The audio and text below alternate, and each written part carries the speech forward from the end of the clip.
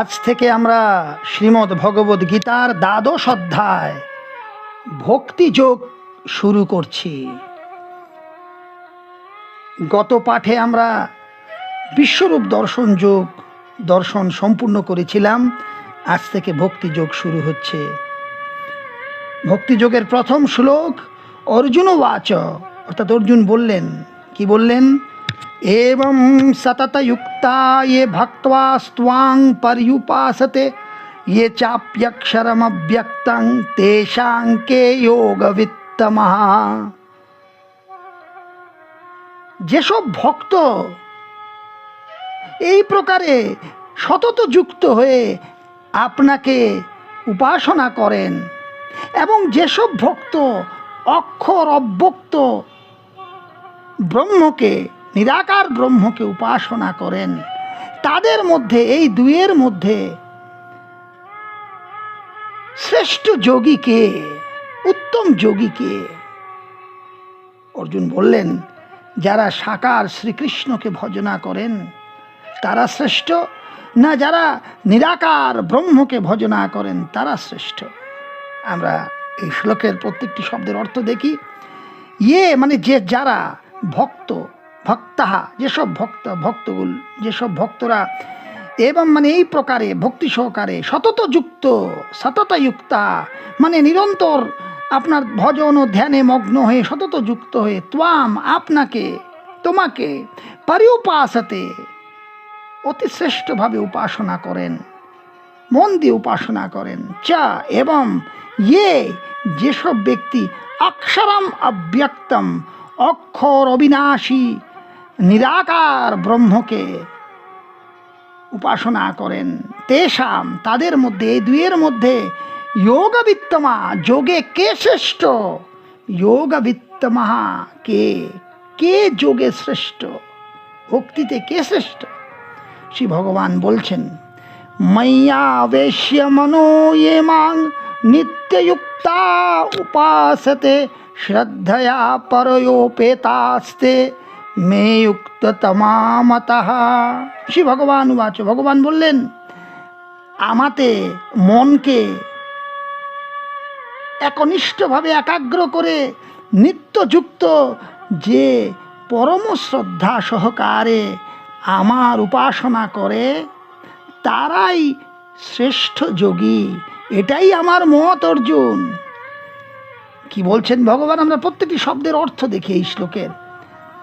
ময়ি ময়্যাবেশ্য মানে ময়ি, আমাতে মনঃ আবেশ্য মনকে একাগ্র করে, আবেশিত করে, নিত্যযুক্তা নিরন্তর আমার ভজন ও ধ্যানে মগ্ন হয়ে যে ভক্তরা পরায়া অতি শ্রেষ্ঠ শ্রদ্ধয়া উপেতা, পরাশ্রদ্ধ অতিশয় শ্রেষ্ঠ শ্রদ্ধার সঙ্গে উপেতাহা যুক্ত হয়ে মাম আমাকে, আমি এই সগুণ পরমেশ্বর ভগবানকে উপাসতে উপাসনা করেন, ভজনা করেন, তে তারাই যুক্ততমাহা যোগীদের মধ্যে শ্রেষ্ঠ যোগী তারা, যুক্ততমা মে মাতাহা এটাই আমার অভিমত। অর্জুন 3 নম্বর শ্লোকে ভগবান বলছেন, 3 এবং 4 নম্বর শ্লোক আমরা এখানে দেখব।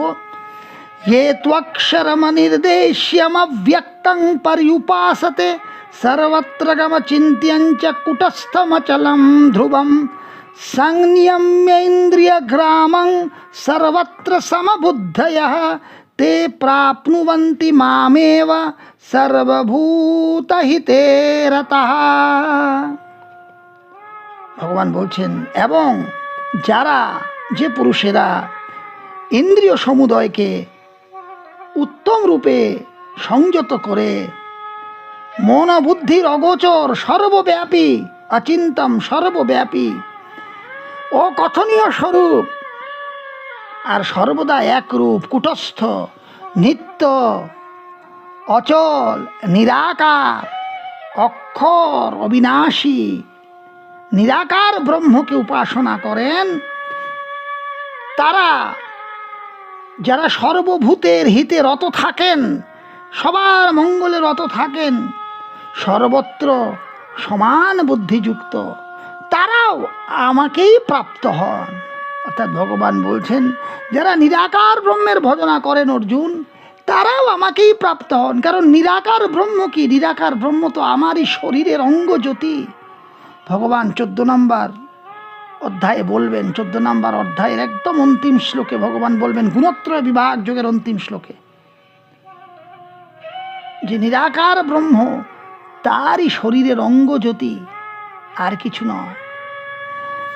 তো ভগবান বলছেন এই শ্লোকের মধ্যে আমরা দেখি, তু মানে এবং যে পুরুষেরা ইন্দ্রিয় গ্রামম, ইন্দ্রিয় সমুদয়কে সংনিয়ম্য উত্তম রূপে বশ করে, অচিন্তম মন বুদ্ধির অগোচর অচিন্ত সর্বত্র গ্রাম সর্বব্যাপী অনির্দেশ্যম অকথনীয় স্বরূপ চ এবং কুটস্থম সর্বদা এক রূপে স্থিত ধ্রুবম নিত্য অচলম অচল অব্যক্তম নিরাকার অক্ষরম অবিনাশী সচিদানন্দ ব্রহ্মকে পরিউপাসতে নিরন্তর উপাসনা করেন, তে সেই সর্বভূত হিতে রতঃ সর্বভূতের মঙ্গলে রত, সর্বত্র সমবুদ্ধয় এবং সর্বত্র সমবুদ্ধিপন্ন, মানে সবাইকে যারা সমানভাবে দেখেন, সেই নিরাকার ব্রহ্মের উপাসকেরা অর্জুন মাম এবা প্রাপ্নুবন্তি, তারাও আমাকেই প্রাপ্ত হন। কারণ নিরাকার ব্রহ্ম আর অন্য কোনো কিছু নয় অর্জুন, নিরাকার ব্রহ্ম আমারই নিরাকার স্বরূপ। আমি সাকার রূপেও বর্তমান, নিরাকার রূপেও বর্তমান, অর্থাৎ তারাও আমাকেই প্রাপ্ত হন।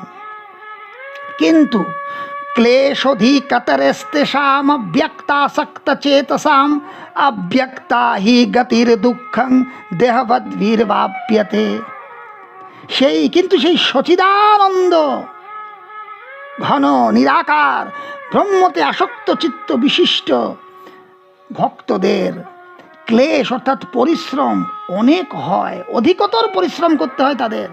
কেননা দেহাভিমানী ব্যক্তিদের দ্বারা, যাদের দেহ আছে, সেই দেহধারী ব্যক্তিদের দ্বারা অব্যক্তা নিরাকার ব্রহ্মকে ভজনা করা বা নিরাকার ব্রহ্মের গতি দুঃখপূর্বক, দুঃখম অবাপ্যতে, বড় দুঃখপূর্বক হয়ে থাকে। ভগবান বলছেন যে যারা দেহধারী তাদের জন্য সাকার ভজনাই শ্রেয়। তাই যারা দেহধারী তারা যদি নিরাকার ব্রহ্মের ভজনা করে, সেটা তাদের জন্য অনেক কষ্টসাধ্য হবে, পরিশ্রম সাধ্য হবে। ভগবান বলছেন, আমরা অর্থগুলো দেখি প্রত্যেকটা শব্দের তেষাম, সেই ভক্তদের কথা বলছেন, তাদের অব্যক্তাসক্ত, যারা নিরাকার ব্রহ্মের ভজনায় আসক্ত বা নিরাকার ব্রহ্মের ভজনায় রত, তে চেতসাম, সেই অব্যক্তাসক্ত চেতসাম, সেই নিরাকার ব্রহ্মের ভজনায় রত চিত্ত সেই ব্যক্তিরা ক্লেশ অধিকতরঃ, তাদের পরিশ্রম বেশি হয়, ক্লেশ বেশি হয়। কেননা হি দেহবদ্ভিঃ অব্যক্তা গতিঃ দুঃখম অবাপ্যতে, কারণ দেহধারী ব্যক্তিদের দ্বারা অব্যক্ত বিষয়ক গতি দুঃখপূর্বক প্রাপ্ত হয়ে থাকে। হরে কৃষ্ণ গোপাল গোবিন্দ রাধে মুরারে নারায়ণ হরে।